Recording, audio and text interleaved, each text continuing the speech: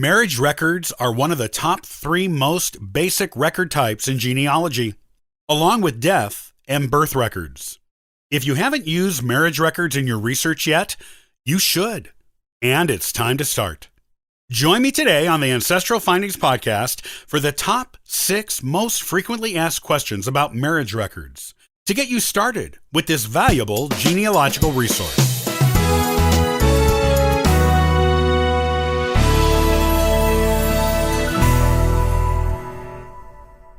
Marriage records are considered one of the top 3 basic genealogical records. These are the records every beginning genealogist should start out using, and the ones they will turn to again and again as they become experienced genealogists and even discover more ancestors. The top 3 are birth, death, and marriage. These comprise the basic records of vital statistics that tell the main information anyone wants to know about their ancestors. Of course, as an experienced genealogist, you will want to research more and discover the stories of the lives of your ancestors, the details behind the dates and names. However, you still must start with the basics. Here are the top 6 most frequently asked questions about marriage records and how they are used in genealogy. 1. What information will you find on marriage records? There's a surprising amount of information on marriage records depending on where they were generated. Just like any genealogical records, some places recorded more information on a record than others. At a minimum, you will find the names of the bride and the groom, as well as the towns where they live and the date of the marriage. Depending on the location that generated the marriage record, you may also find the ages of the bride and groom, whether it is a first or subsequent marriage for each, and the names, and sometimes occupations, of their parents. The first name of the mothers of the bride and groom, if parents' names are included, will be there at a minimum. Better records will give the maiden name of the mother as well. This type of information makes marriage records an excellent source of details to use to jump off to find additional information on an ancestor and/or their family line, going back generations. 2. Why do you need marriage records? Besides the aforementioned information included on the records that allows you to jump off even farther into the genealogical past, you can also use marriage records to prove a union.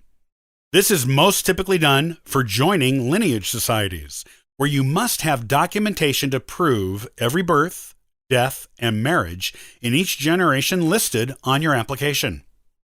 If you are writing a genealogical piece of narrative for a publication, you will need sources to cite, and the marriage record is a perfect primary source to use.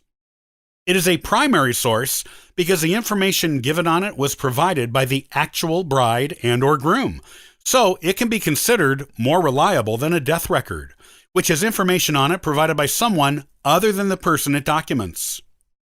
The only other record type more reliable or equally reliable than a marriage record is a birth record.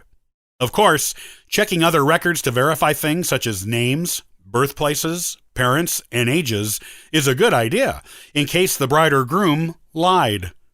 Why would they lie? Well, as an example, I have the marriage record for one of my great aunts, which states she was 16 at the time of her marriage in Delaware in 1930. However, I know from her birth record that she was actually 14 when she got married. Her daughter filled in the reason for the discrepancy for me when she told me my great aunt and her 21-year-old husband eloped and said she was 16 because that was the age of consent at the time. Fortunately, her parents accepted the marriage after some initial upset, and 6 children were born from the union. 3. Where will you find marriage records? You will generally find them at county courthouses, especially very old ones. These are almost always held at the county level. Newer ones are held by the State Department of Vital Records in the state where the marriage occurred. You may also find a commemorative marriage certificate or a copy of the marriage license among a recent relative's belongings. If you don't know the county or state of the marriage, search the one you think it may be, as well as the surrounding ones, to have a better chance of locating it. Also look at marriage destination locations that were popular at the time. 4. What hidden information may be useful on a marriage record? You can find the names of the minister or priest who married the couple. The name and location of the church or courthouse where they were married may also be in there. In addition, you may find the names of witnesses to the marriage. All of these things are often overlooked by genealogists who are just beginning, but can actually provide more avenues for research.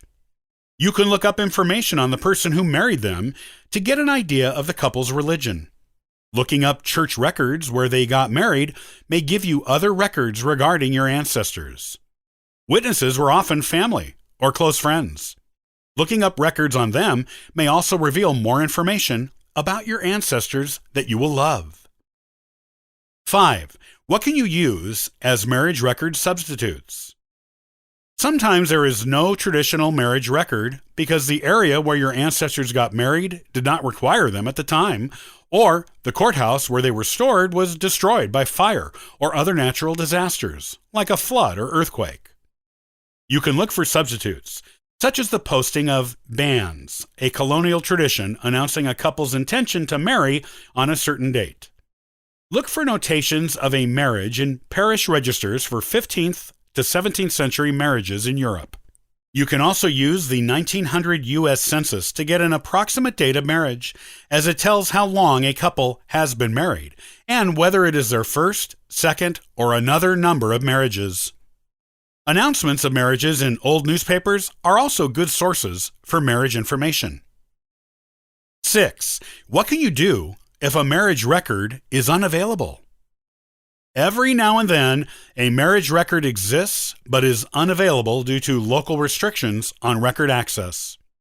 New York State is an excellent example of this, as it keeps both marriage, 50 years, and divorce records, 100 years, sealed after the event, even to the children of the couple, and even if both people in the couple are deceased.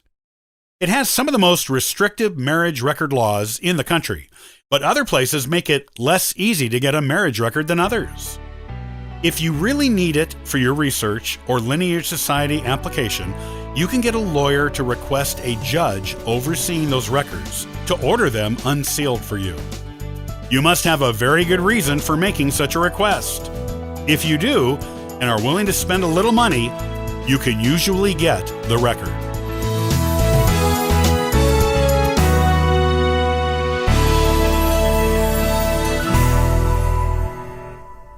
Have you ever considered performing an annual checkup on your genealogy? It is something every serious genealogist should do. Put it on your calendar each year to make sure your work is as strong as it can be. Next time, I'll talk about how to do a proper genealogy checkup right here on the Ancestral Findings Podcast. Copyright by Ancestral Findings, all rights reserved.